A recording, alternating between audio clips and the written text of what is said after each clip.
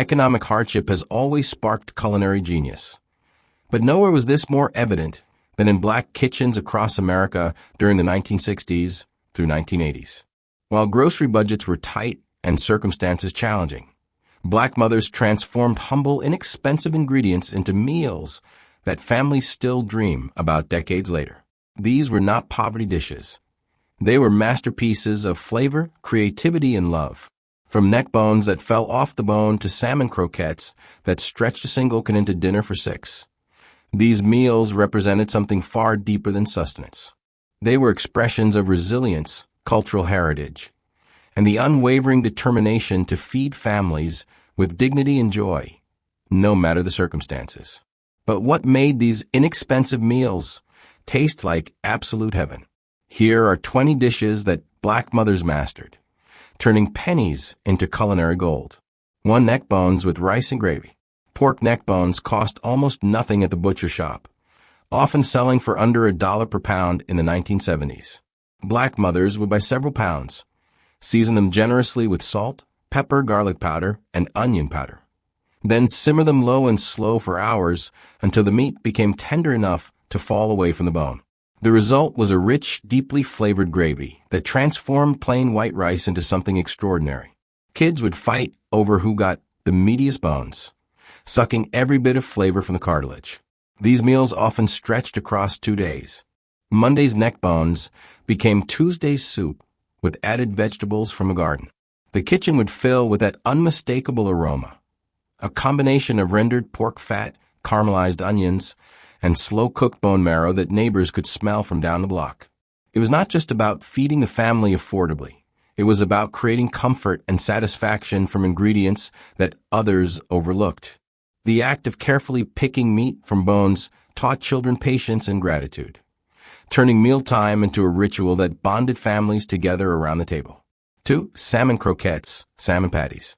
A single can of pink salmon from the A&P or Piggly Wiggly, costing less than $1, could feed an entire family when black mothers worked their magic. They would drain the can, remove the bones and skin, though some families ate those too for extra calcium. Then mix the salmon with crushed saltine crackers, chopped onions, a beaten egg, and a dash of hot sauce. Formed into patties and fried golden brown in a cast iron skillet. These croquettes developed a crispy exterior while staying moist and flavorful inside. Served alongside grits, scrambled eggs, or white bread with hot sauce. Salmon croquettes appeared on dinner tables throughout the week. The smell of them frying signaled that Mama was making something special from simple ingredients. Children learned early that the slightly charred edges were the best parts, fighting over who got the crispiest patty. This was not just budget cooking, it was alchemy. Black mothers turned canned fish into a dish so beloved that grown adults today still crave them, attempting to recreate that exact taste and texture from their childhood kitchens, though few ever quite match what their mothers made. 3. Red beans and rice with smoked turkey necks. Monday was traditionally wash day in many black households, which meant Mama needed a meal that could cook itself while she tended to laundry. Red beans and rice became the perfect solution. A pound bag of dried red kidney beans cost pennies, and a pack of smoked turkey necks added deep, smoky flavor without breaking the bank. The beans would simmer all day on the back burner with onions, bell peppers, celery, the holy trinity, garlic, and bay leaves, creating a thick, creamy consistency. By dinner time, the house smelled incredible. That combination of slow-cooked beans, smoky meat, and Creole seasoning that made everyone's mouth water. Served over white rice with hot sauce and a slice of white bread for dipping. This meal satisfied the hungriest appetites. The beans were so filling that second helpings meant there would be leftovers for Tuesday. Beyond nutrition and economy, red beans and rice represented cultural connection to Louisiana Creole traditions that many black families maintained even after migrations north and west during the Great Migration. Grandmothers passed down their specific seasoning techniques, teaching daughters and granddaughters that patience and proper seasoning transformed simple beans into soul food excellence. 4. Fried chicken gizzards and hearts. While everyone else bought chicken breasts and thighs, black mothers knew that the gizzards and hearts sold in economy packs at the butcher counter, contained concentrated chicken flavor and could be transformed into something extraordinary. After cleaning them thoroughly, she would season these organ meats with a blend of salt, black pepper, garlic powder, paprika, and cayenne, letting them marinate briefly before dredging in seasoned flour. Fried in hot oil until golden and crispy, gizzards developed a texture that was simultaneously tender and slightly chewy, packed with intense flavor. Children who initially turned up their noses at organ meats quickly became converts after tasting Mama's perfectly fried gizzards. They were often packed in school lunches, eaten cold between slices of white bread with hot sauce, or saved as special treats for kids who finished their homework. The gizzard's natural toughness required proper cooking technique. Too little time in the oil left them rubbery, but Mama's experienced hands always got it right. This was more than making do with cheap cuts. It was about maximizing every part of the animal, reflecting both West African culinary traditions and the economic realities of black families who wasted nothing. Those crispy, flavorful morsels taught valuable lessons about resourcefulness and finding excellence in the overlooked. 5. Hot water cornbread caramel hoe cakes. When the pantry was nearly bare and payday was still days away, black mothers could always make hot water cornbread. This required only 3 ingredients: cornmeal, salt, and boiling water. Mixed quickly into a thick batter and dropped by spoonfuls into hot oil. These caramel cakes fried up golden with crispy, lacy edges and soft centers. Unlike traditional cornbread that required eggs, milk, and baking powder, hot water cornbread was emergency food that tasted like a blessing, served hot from the skillet. These simple cakes soaked up pot liquor from greens, complemented beans and rice, or got eaten plain with butter and syrup when times were really tight. The sizzling sound of batter hitting hot oil and that distinctive corn aroma meant Mama was creating something from almost nothing. Kids would hover near the stove, waiting for the first pieces to cool enough to eat, burning their fingers in eagerness. This dish embodied the genius of black Southern cooking, taking the most basic staple ingredient and transforming it through technique and tradition into something deeply satisfying. Grandmothers learned this from their mothers, who learned it during even harder times, passing down not just a recipe, but a survival skill wrapped in love and served with dignity. 6. Liver and onions with gravy. Beef liver was one of the most affordable proteins available, often costing less per pound than ground beef. While many people disliked liver's strong flavor and texture, black mothers knew the secret. Soak it in milk for an hour to mellow the taste, then coat it in seasoned flour and fry it quickly in a hot skillet. The key was not overcooking, just a few minutes per side until browned outside but still slightly pink inside. Smothered in caramelized onions and rich brown gravy, liver became tender and flavorful. Served with mashed potatoes or rice to soak up the gravy, this meal provided incredible iron and nutrition for growing children. Mothers would insist kids eat their liver, explaining it would make them strong and keep them healthy. The kitchen filled with that distinct aroma, metallic, earthy, and rich, that kids could smell from the street, knowing exactly what was for dinner. While not every child loved liver night, most came to appreciate it, especially when Mama got the preparation just right. This was not just about affordability. Black mothers understood nutrition decades before it became trendy. They knew their children needed iron-rich foods and found ways to prepare even challenging ingredients in ways that made families willing to eat them, turning nutritional necessity into a meal that many still remember with unexpected fondness. 7. Pinto beans with ham hock and cornbread. A bag of dried pinto beans cost less than $1 and could feed a family for days. Black mothers would sort through the beans carefully, removing any small stones or debris, then soak them overnight before cooking.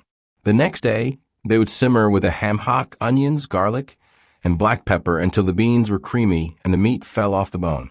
The ham hock's smoky, salty flavor permeated every bean, while the slow cooking created a thick, flavorful pot liquor. Served in bowls with crumbled cornbread on top and chopped onions on the side, this meal was pure comfort.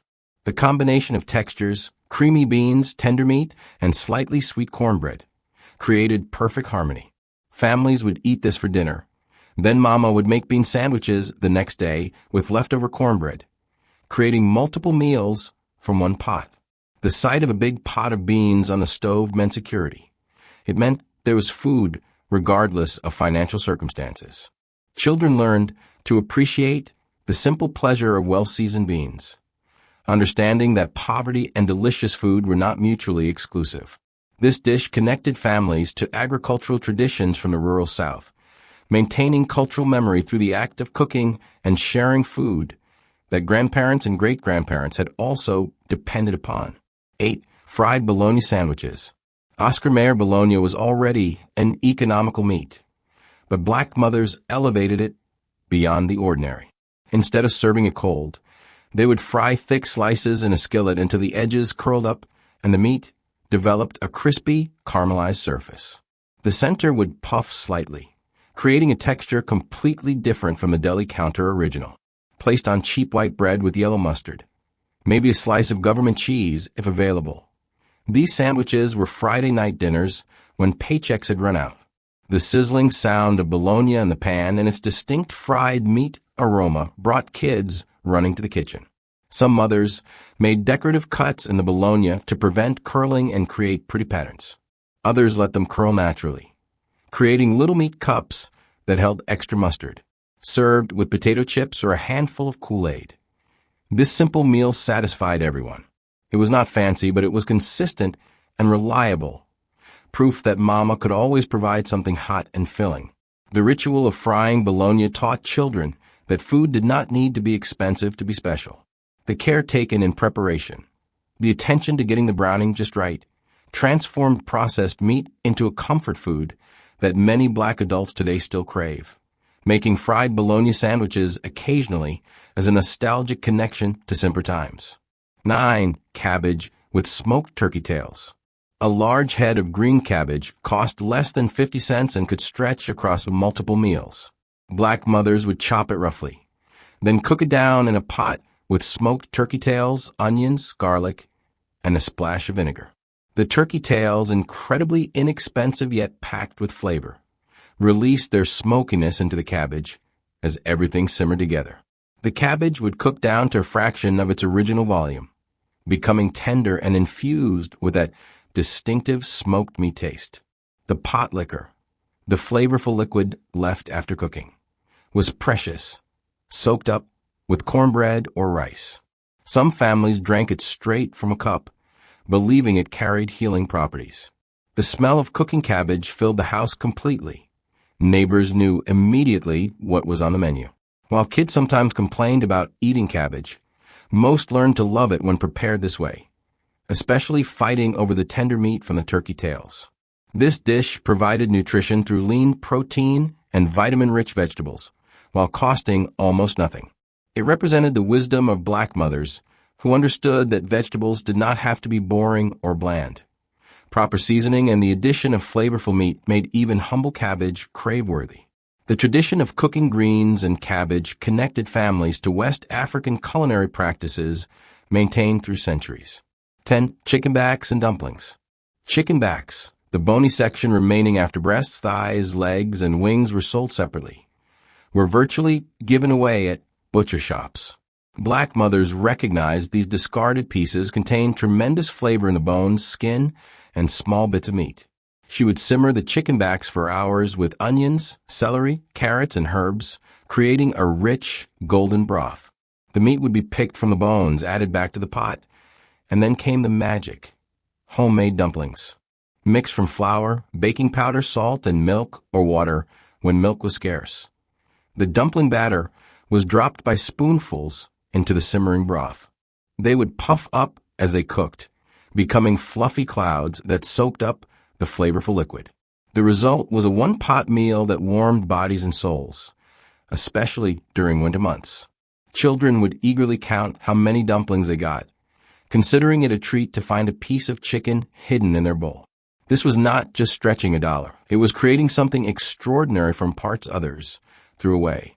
The patience required to make proper dumplings, getting the consistency just right, dropping them gently into the broth, reflected the care Black mothers put into every meal regardless of ingredients. This dish taught that value was not determined by price tags, but by skill, time, and love invested in preparation. 11. Fried whiting fish. Whiting fish, sold frozen in boxes at the supermarket, was one of the most affordable fish options available. Black mothers would season the whole fish or fillets with salt, pepper, garlic powder, and paprika before dredging in cornmeal or a combination of cornmeal and flour.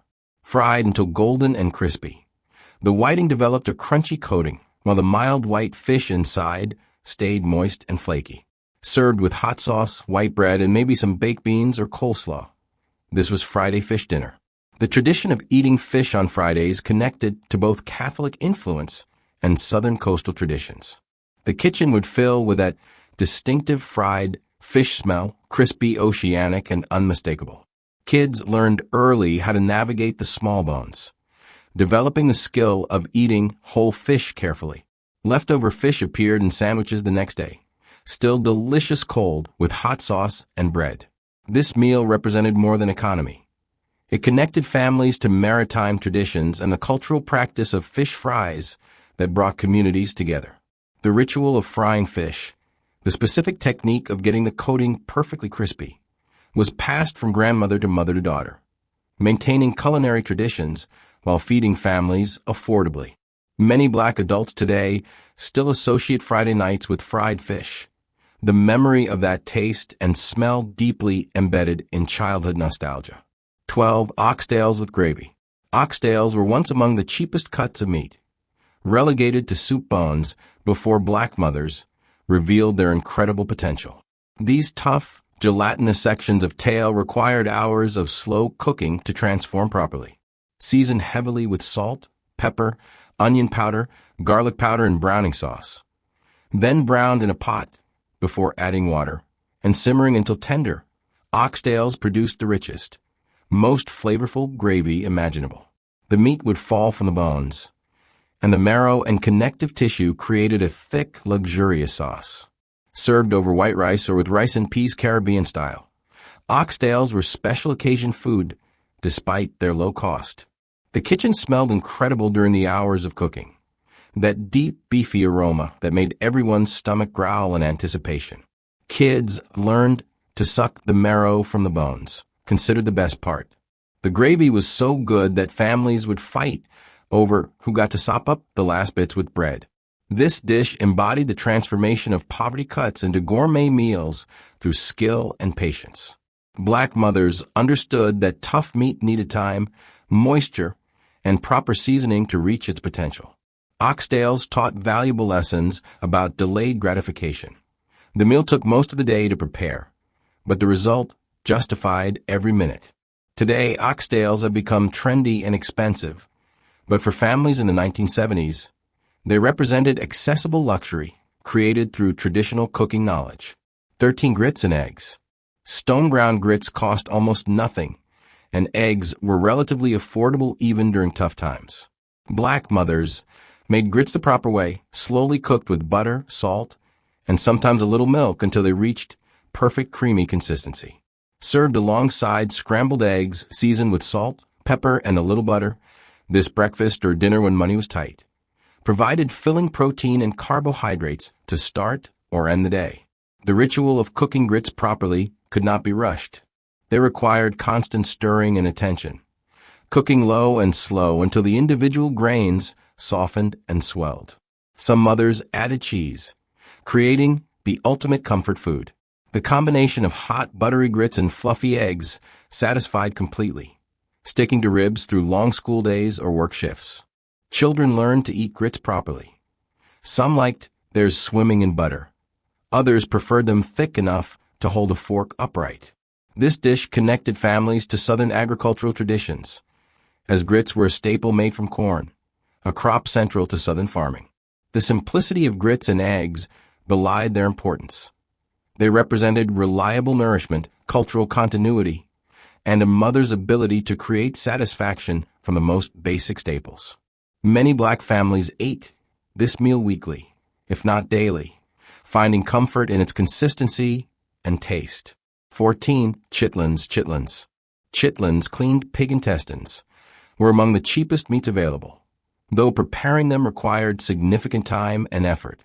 Black mothers would spend hours cleaning chitlins meticulously, removing any remaining waste and fat, boiling them with onions, potatoes, and vinegar to reduce the distinctive smell. Cooked properly until tender, then fried or served in their own liquor with hot sauce. Chitlins were a traditional delicacy that connected families to West African and Southern culinary heritage.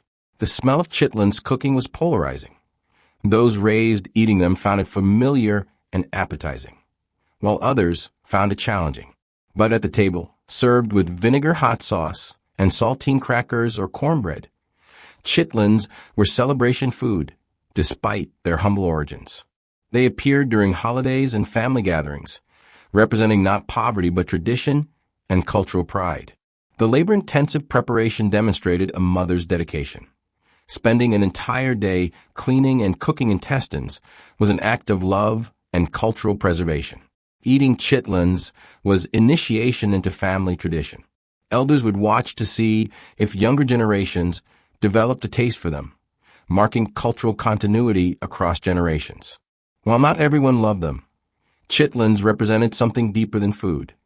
They symbolized the genius of ancestors who wasted nothing, finding value in every part of the animal. Black mothers kept this tradition alive, teaching that food rejected by mainstream culture held significance in their community, maintaining connections to history through the act of cooking and serving dishes their grandmothers and great-grandmothers had also prepared. 15 neck bones and cabbage. Combining two inexpensive ingredients created magic in black kitchens. Pork neck bones simmered with roughly chopped cabbage, onions, and simple seasonings produced a one-pot meal that was greater than the sum of its parts. The fatty neck bones released their richness into the cabbage as both cooked down together, creating a dish that was simultaneously hearty and comforting. The cabbage absorbed all the porky flavor, becoming soft and savory, served with cornbread for sopping up the pot liquor. This meal filled bellies completely. The house would smell wonderful as it cooked, that combination of rendered pork fat and slightly sweet cabbage that neighbors recognized immediately. Kids would pick the meat from bones while Mama ladled out portions, ensuring everyone got some meat with their vegetables. This dish appeared weekly in many households, reliable in its ability to feed families affordably while tasting indulgent.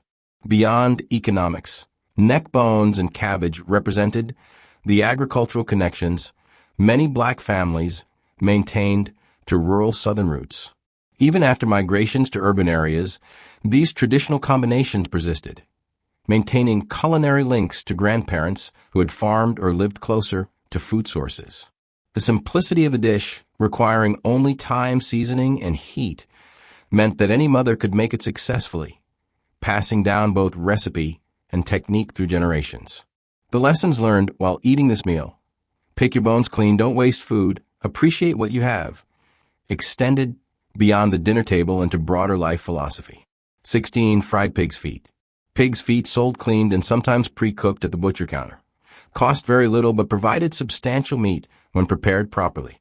Black mothers would boil them first with onions, bay leaves, and vinegar until tender. Then coat them in seasoned flour and fry until the skin became incredibly crispy.